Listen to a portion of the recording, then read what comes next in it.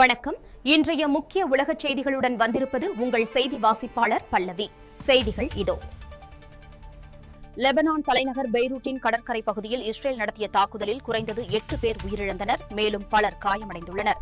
எத்தியோப்பியாவில் பெய்து வரும் கனமழை மற்றும் நிலச்சரிவில் சிக்கி உயிரிழந்தவர்களின் எண்ணிக்கை 64ஆக அதிகரித்துள்ளது.